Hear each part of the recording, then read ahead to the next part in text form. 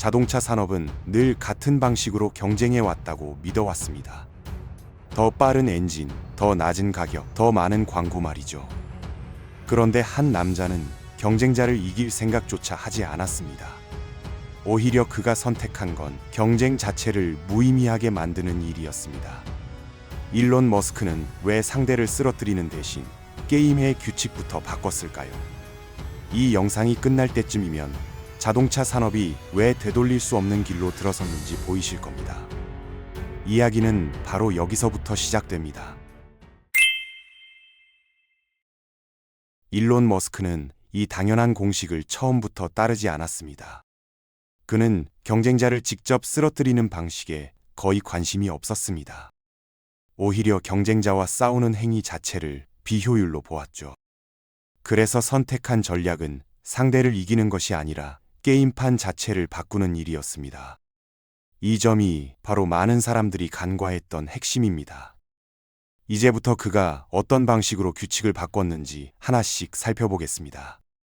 테슬라가 처음 등장했을 때 자동차 업계는 크게 긴장하지 않았습니다. 전기차는 오래된 실험이었고 대기업들도 이미 시도했다 실패한 분야였기 때문이죠. 기존 완성차 회사들은 내연 기관을 중심으로 거대한 공급망을 구축해 두었습니다. 전기차는 보조적인 옵션이거나 규제 대응용 모델에 불과했어요. 이 상황에서 신생 기업이 판을 흔들 것이라 예상한 이는 거의 없었습니다.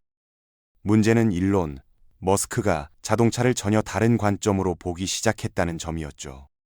그는 자동차를 단순한 이동수단으로 보지 않았습니다.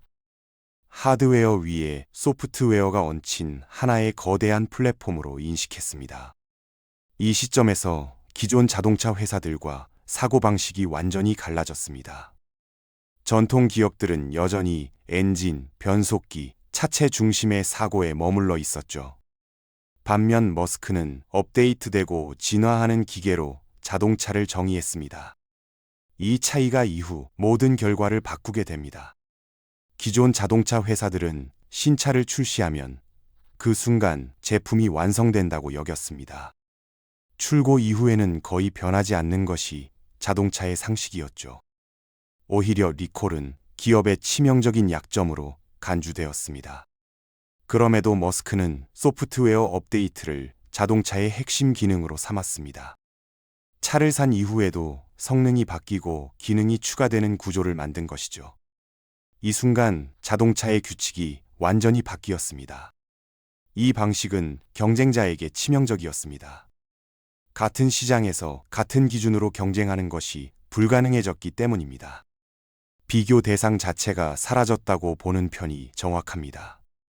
가격, 마력, 연비 같은 전통적인 기준은 더 이상 핵심이 아니었어요. 소프트웨어와 데이터가 경쟁의 중심으로 이동했습니다. 이 변화에 기존 기업들은 즉각 대응하지 못했습니다. 놀랍게도 머스크는 특허를 무기로 사용하지 않았습니다. 오히려 테슬라의 전기차 특허를 공개하겠다고 선언했죠. 일반적인 기업 전략으로 보면 이해하기 어려운 선택이었습니다. 자신의 기술을 스스로 공개한다는 건 경쟁자를 돕는 행위처럼 보였으니까요. 그러나 이 결정의 목적은 전혀 다른 곳에 있었습니다. 시장 전체의 규칙을 바꾸려는 시도였죠. 머스크는 전기차 시장이 커지지 않으면 테슬라도 성장할 수 없다고 판단했습니다.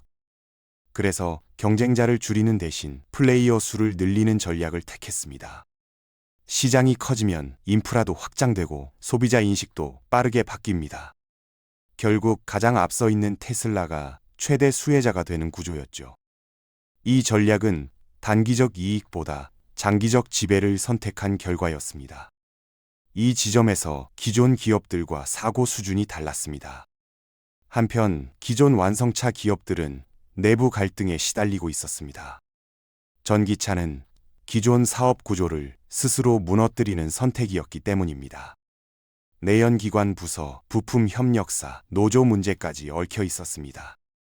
급격한 전환은 곧 내부 저항으로 이어졌습니다. 이때 테슬라는 이미 전기차만을 위한 구조로 움직이고 있었습니다. 출발선부터 다를 수밖에 없었던 셈이죠. 머스크의 전략은 여기서 멈추지 않았습니다. 그는 자동차 판매 방식마저 다시 설계했습니다. 딜러 중심의 유통 구조를 거부하고 직접 판매 방식을 선택했죠. 이 선택은 수많은 법적 분쟁을 불러왔습니다. 그럼에도 그는 한 발도 물러서지 않았습니다. 왜냐하면 유통 구조 역시 규칙의 일부였기 때문입니다. 딜러 시스템은 소비자 경험을 기업이 통제할 수 없게 만듭니다. 가격도 설명 방식도 서비스 품질도 지역마다 달라집니다. 머스크는 이 불확실성을 제거하고 싶어 했습니다. 그래서 구매부터 서비스까지 하나의 경험으로 묶으려 했죠. 이 선택은 테슬라를 단순 제조사가 아닌 서비스 기업으로 만들었습니다. 경쟁의 차원이 다시 한번 이동했습니다. 이때 기존 자동차 회사들은 테슬라를 흉내내기 시작했습니다. 전기차 모델을 늘리고 소프트웨어 부서를 강화하겠다고 선언했죠. 그러나 이미 늦어버린 부분이 많았습니다. 조직 문화와 의사 결정 구조가 전혀 달랐기 때문입니다. 테슬라는 빠르게 실험하고 바로 수정하는 구조였어요. 대기업은 회의와 승인 속에서 시간을 소모했습니다.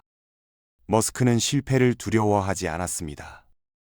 오히려 실패를 공개적으로 드러내는 선택을 자주 했죠. 이 태도는 투자자와 소비자 모두에게 강한 인상을 남겼습니다. 완벽함보다 속도를 택하는 리더라는 이미지가 형성되었습니다. 이 이미지 자체가 또 하나의 무형자산이 되었습니다. 이 역시 규칙을 바꾼 부분 중 하나였습니다.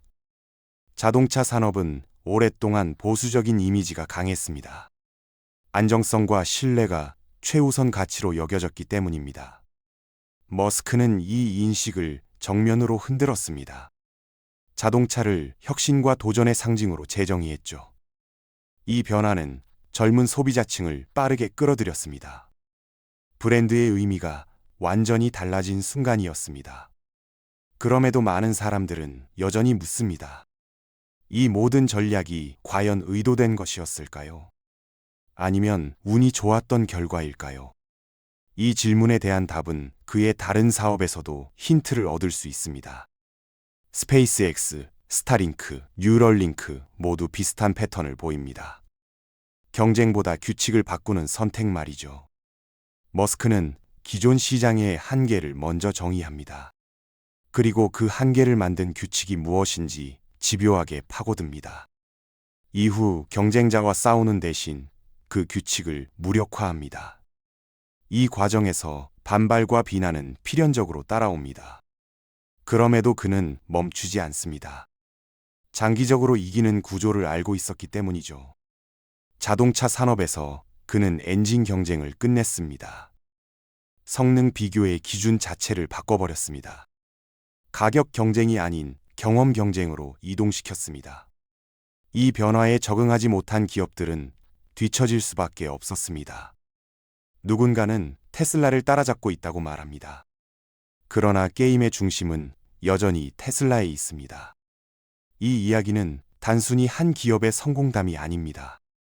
우리가 경쟁을 바라보는 방식에 대한 근본적인 질문입니다.